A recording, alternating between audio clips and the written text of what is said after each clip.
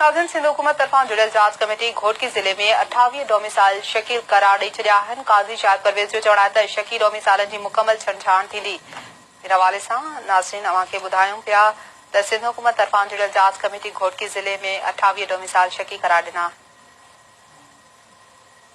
सिंध सरकार पारां जोड़ियल जाली डोमिसाइल जांच कमेटी जे सरबराह काज़ी शाहिद जी अगवानी में डीसी ऑफिस मीरपुर माथिलो पहुची रिकॉर्ड जी जांच शुरू करे छॾी हुई। इन सिलसिले में जांच कमेटी जे सरबराह ॿुधायो त 2 सालनि अंदर 14,000 डोमिसाइल ठहिया आहिनि, जंहिंजी छंछाण खां पोइ 114 शकी डोमिसाइल हथ कया। जन्मा 75 जी जांच मुकम्मल कई आहे ऐं 28 मशकूक आहिनि। ॿिए तरफ़ सिविल सोसाइटी जे माण्हुनि जो चवणु आहे त जांच कमेटी खे 50 खां मथे जाली डोमिसाइलनि जो पिणु शाहिदो ॾिनो आहिनि। हितां जे धरती धड़नि जे हक़नि ते पिणु धाड़ो लॻायो पियो वञे। अॼु ही जेका डिस्ट्रिक्ट घोटकी में जाली डोमिसाइल जे हवाले सां कमेटी आई आहे, इन्ही के तकरीबन 50 प्लस खां मथे जेके आहिनि सो सस्पेक्टेड जेके केसिस आहिनि असां प्रोवाइड कया आहिनि ऐं उन खां अलावा कुझु ॿियूं बि काफ़ी डॉक्यूमेंट्स आहिनि जेके उन्हनि खे ॾिनियूं आहिनि।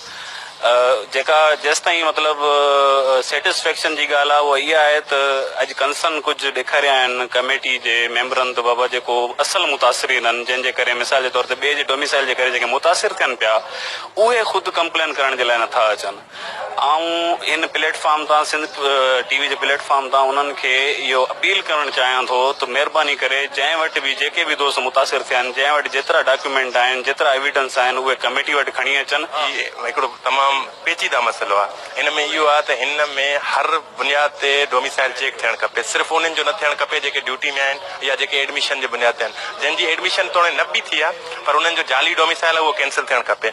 असां सस्पेक्टेड नेम ॾिना आहिनि ऐं हिकिड़े वॾनि ऑफिसरनि जा फर्ज़ंद बि आहिनि जेके हिते DC वग़ैरह रही चुका आहिनि, उन्हनि जा बि पुटनि जा जाली डोमिसाइल ठहियल आहे। असां उन्हनि जा बि नाला ॾिना आहिनि।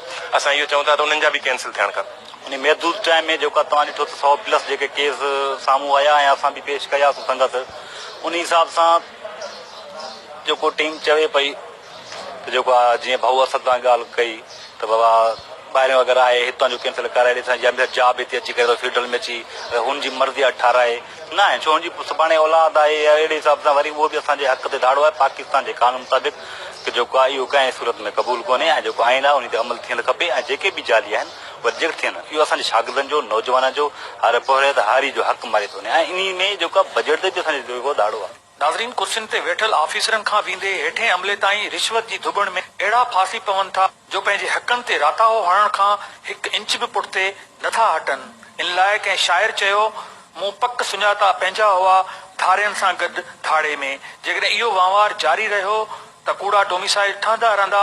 इन लाइ पंहिंजी अवाम खे जागणो पवंदो। कैमरामैन शहज़ाद सां गॾु अशरफ बुखारी, सिंध TV न्यूज़, मीरपुर माथेलो।